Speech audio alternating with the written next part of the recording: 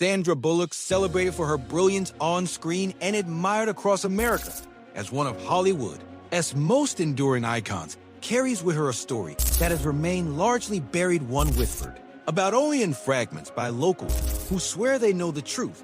And it begins in the late 90s when, between projects and searching for privacy, away from the suffocating flash of cameras, she rented an old Victorian mansion on a windswept corner of New England coast, a house that had stood for more than a century with shingles weathered, gray by storms and its windows facing the Atlantic like unblinking eyes, a house avoided by locals, who spoke of it only in murmurs warning travelers not to stay past sundown. But Sandra, practical, grounded, eager for solitude, dismissed the rumors as small-town superstition and moved in unaware that she was walking straight into a nightmare that would cling to her career and her life forever. At first, it was the silence that struck her, heavy, unnatural silence, as if the house itself was holding its breath. And though she told herself it was peaceful, the stillness pressed on her chest until she had to fill the rooms with music. Yet no matter what she played, the sound seemed swallowed by the walls, muffled and distorted, as if the house refused to let joy echo inside. The first few nights were restless, marked by the groaning of swollen floorboards and the sound of dripping water, though every faucet was tightly shut. And one night, as she tried to sleep, she woke to faint footsteps above her, deliberate pacing though she was alone. And when she climbed the staircase with a lamp in hand, every room was empty, the air stale with a briny odor, and when she returned downstairs, she swore.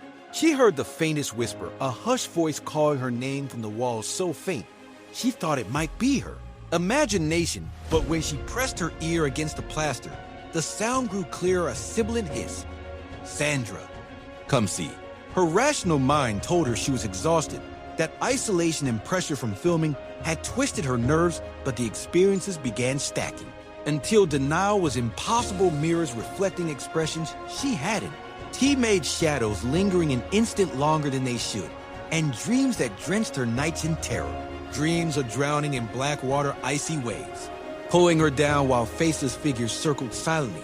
And each time she woke, her sheets were damp with moisture that smelled faintly of salt. Her lips crusted with brine, as though she had been pulled from the ocean instead of her bed.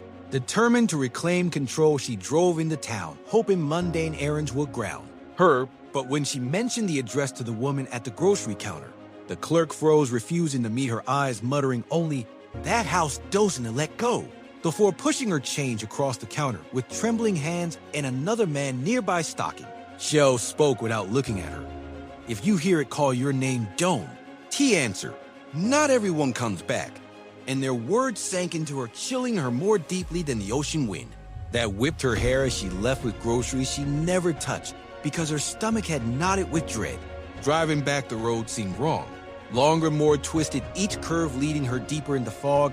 And when she finally arrived, headlights sweeping across the front of the house, her breath froze in her throat because in the upstairs window she saw herself, or rather a shape wearing her outline, standing utterly still and watching, though she sat trembling in the car below, her hands clenched around the steering wheel, whispering to herself that she was overtired imagining things, but deep down knowing the house was learning her shape, memorizing her presence. Nights became unbearable, filled with sounds she couldn't.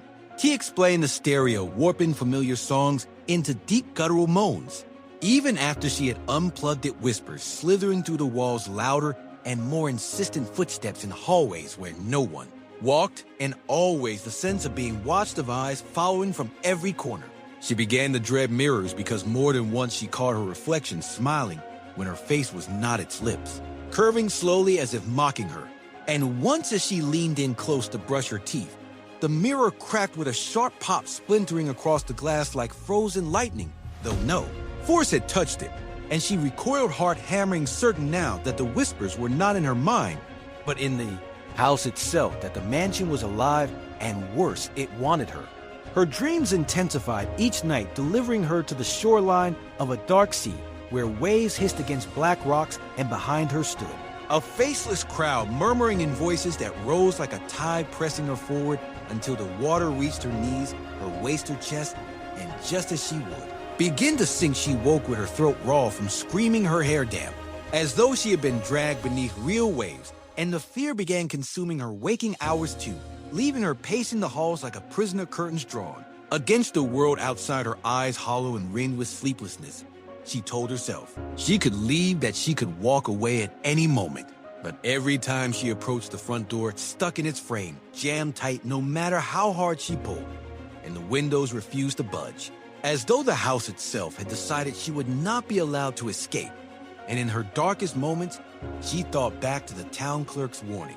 That house doesn't let go, and realized it was no metaphor but a simple truth. Still, some force she couldn't name drew her deeper. And though her every instinct screamed to avoid the second floor, one night after the whispers grew so loud they rattled the glass panes, she found herself climbing the stairs, compelled against her, will each step heavier than the last as. The air turned colder until she reached a door swollen with damp that gave way beneath her shoulder, and inside she found a bedroom untouched by time, draped in mildew-stained curtains, the air thick with the scent of salt, and across one wall stretched a mirror cracked and blackened, as though burned, but as she stepped closer, she saw ripples cross its surface like disturbed water, and behind her reflection hovered a family of four, their skin pale and bloated eyes cloudy like film, their hair floating around their faces as if they were submerged. And though she had never seen them before, her heart clenched with recognition, because she knew instinctively they were the drowned, the ones whose bodies the sea had claimed generations earlier, their story buried by locals who refused to speak it aloud. And as she stumbled back, the whispers surged into screams, the glass bulging outward, water dripping steadily onto the warped floorboards. And the drowned family leaned closer, their mouths opening to release a soundless wail that rattled the air. And Sandra knew with sickening certainty that they were not just showing themselves, they were waiting for her to join them. Sandra's body froze as the drowned family pressed closer within the mirror, their movements jerky and unnatural, limbs bending as though bones were softened by years. Underwater, their white eyes locked on her, and with each step they took forward, the glass bowed like liquid bulging into the room, dripping seawater, and the smell of rot was so thick it burned her throat.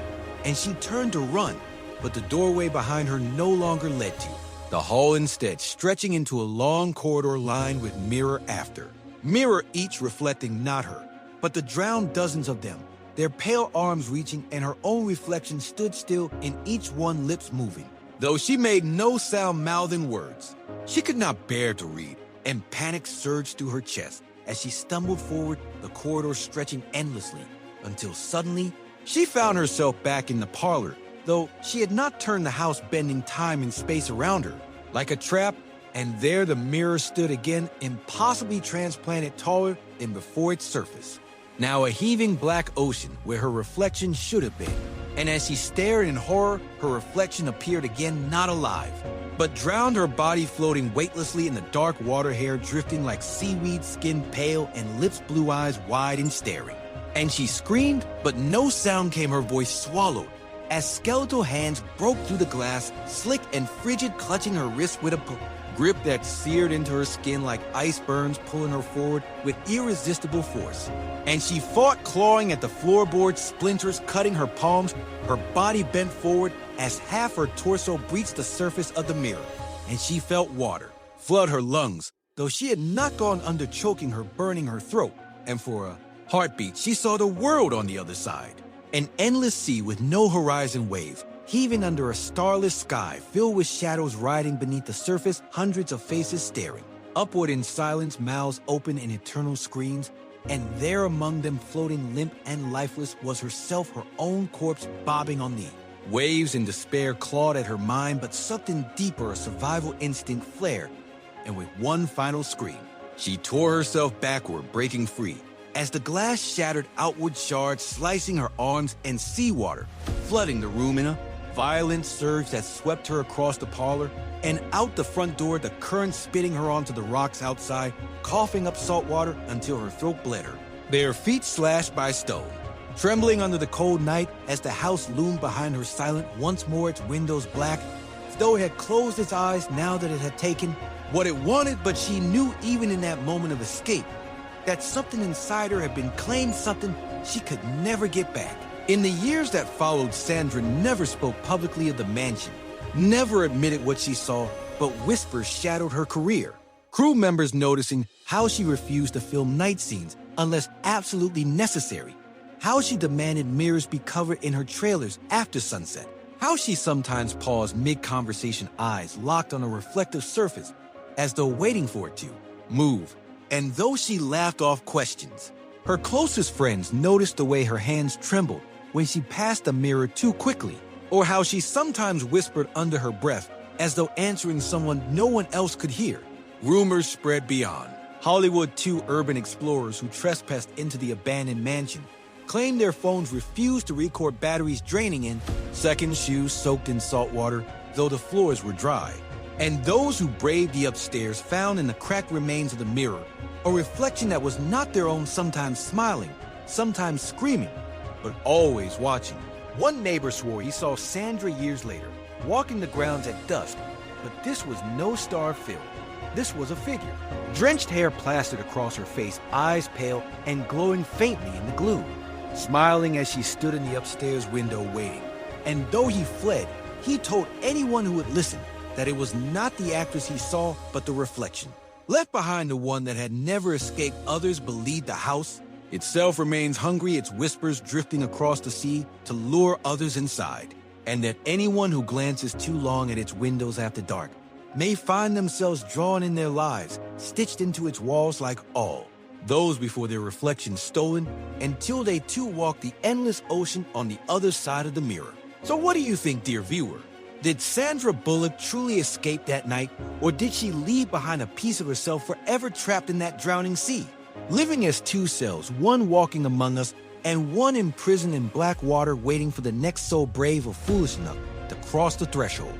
Drop your theories in the comments. I want to know if you believe she survived untouched, or if even now her reflection lingers a little too long in every mirror she passes. And if this story has left you with chills, smash that like button. Share this video with someone who loves dark Hollywood secrets, and subscribe to Celebrity Terror Tales. Because what you just heard is only the beginning, and there are many more stories the stars will never tell you themselves, stories that live in shadows, waiting for someone like you to listen.